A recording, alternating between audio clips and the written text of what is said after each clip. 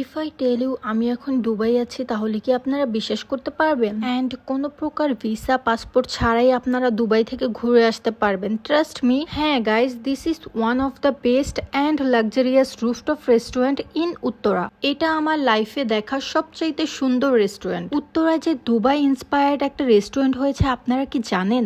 না জানলে অবশ্যই পুরো ভিডিওটি দেখেন। আমি ট্রাই করব সবকিছু ডিটেলসে বলা, আপনারাও যেন কোনো প্রকার ভিসা অ্যান্ড পাসপোর্ট ছাড়া এই দুবাই থেকে ঘুরে আসতে পারেন। এখন বলি এটা লোকেশন কোথায়। এটা লোকেশন হচ্ছে উত্তরা আবদুল্লাপুর পল ওয়েল শপিং মলের একদম টপ ফ্লোরে। এখন এইটার কিছু রুলস বলে দেই। আপনাদের এন্ট্রিতে 500 টাকা করে পার পারসন নিবে, আর আপনারা যে খাবারটা অর্ডার করবেন সেই খাবার থেকে ওই 500 টাকা মাইনাস করে ফেলবে। এটা ছিল তাদের আউটডোর পার্ট। উপরেও ছিল আরেকটা আউটডোর পার্ট, সেটা ধাপে ধাপে আমি দেখাচ্ছি। আপনি যদি নিচ থেকে রেস্টুরেন্টের উপরের দিকে তাকান তাহলে আপনার মনটা খুশিতে ভরে যাবে।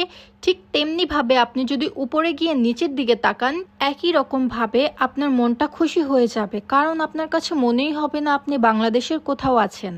আমি বলবো উত্তরার আশেপাশে কোনো 5 স্টার টাইপের রেস্টুরেন্টে যদি আপনারা যেতে চান তাহলে অবশ্যই চুজ দিস রেস্টুরেন্ট। এই রেস্টুরেন্টের প্রত্যেকটা কোণা এত সুন্দরভাবে বানিয়েছে, আর এই রেস্টুরেন্টটা এত বড় ছিল, এই রেস্টুরেন্টটা পুরো ঘুরে দেখতেই আপনাদের অনেক সময় লেগে যাবে। আমার জানা মতে এত বড় রেস্টুরেন্ট বাংলাদেশের কোথাও মেবি আর নেই, কারণ এইটা 3টা ফ্লোর নিয়ে বানানো হয়েছে। আপনারা চাইলে ইনডোরেও বসতে পারবেন, আবার আপনারা চাইলে আউটডোরেও বসতে পারবেন অ্যাজ ইউর উইশ। রেস্টুরেন্টের এই টপ ফ্লোরে আসলে কেন যেন মনে হয় বান্দরবনে এসে পড়েছি, কারণ ওনারা এইভাবেই ডেকোরেশন করেছে। আর এই রেস্টুরেন্টের আরেকটা প্লাস পয়েন্ট হলো রেস্টুরেন্টের টপ ফ্লোর থেকে আপনারা পুরো উত্তরা শহরটা দেখতে পারবেন। এটা ছিল তাদের ইনডোর সাইড, এখানেও চাইলে খাওয়া দাওয়া করা যাবে। আর আপনারা যদি চান পানির মাঝখানে বসে খেতে তাহলে আপনারা এই জায়গাটায় বসেও খেতে পারবেন। এক কথায় এই রেস্টুরেন্টের প্রত্যেকটা জায়গা খুবই খুবই খুবই সুন্দর। এখন আসা যাক মেইন পার্টে, সেটা হচ্ছে খাবার। অন্যান্য রেস্টুরেন্টের চাইতে এই রেস্টুরেন্টের খাবারের প্রাইসটা তুলনামূলক একটু বেশি। আর যেহেতু এটি একটি 5 স্টার টাইপের রেস্টুরেন্ট, সেদিক থেকে বিবেচনা করলে বলা যায় খাবারের প্রাইস ঠিকই আছে। আর প্রাইস অনুযায়ী খাবারের কোয়ান্টিটিও খুবই কম ছিল, বাট আমাদের কোনো প্রবলেম হয় নাই, কারণ আমরা এমনিতেও খুব বেশি খেতে পারি না। দ্যাটস ওয়াই আমাদের জন্য ঠিক ছিল।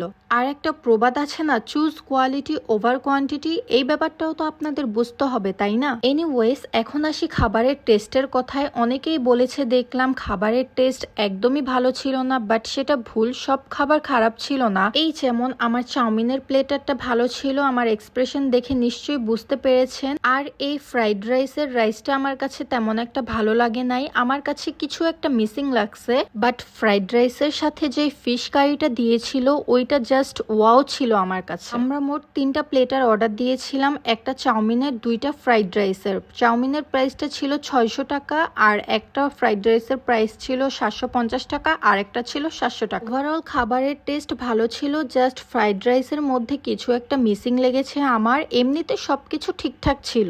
এনিওয়েজ, খাওয়া দাওয়া শেষ করতে করতে প্রায় সন্ধ্যা হয়ে যায় আমাদের। এরপর আমরা নিচে চলে আসি, আর রাতের বেলার ভিউটা জাস্ট দেখেন। রাতের বেলা যখন লাইটগুলো অন করা হয় তখন রেস্টুরেন্টের ভিউটা কয়েকশো গুণ বেড়ে যায়। আর আরেকটা কথা বলতে ভুলে গিয়েছি, আপনারা চাইলে রাতের বেলা লাইভ গানও শুনতে পারবেন। আমাদের টাইম ছিল না, দ্যাটস ওয়াই আমরা চলে এসেছি, বাট তখন সবকিছু সেটিং করতেছিল ওনারা। এনিওয়েজ, আমি আপনাদের রেকমেন্ড করব আপনারা এই রেস্টুরেন্টটা থেকে ঘুরে আসতে পারেন, কারণ বাংলাদেশের সবচাইতে বিউটিফুল অ্যান্ড লাক্সারিয়াস রেস্টুরেন্ট হচ্ছে the royal garden restaurant. So আমি আজকে ভিডিওটা এই পর্যন্তই শেষ করছি। সবাই ভালো থাকবেন, সুস্থ থাকবেন, এবং সবাইকে আল্লাহ হাফেজ।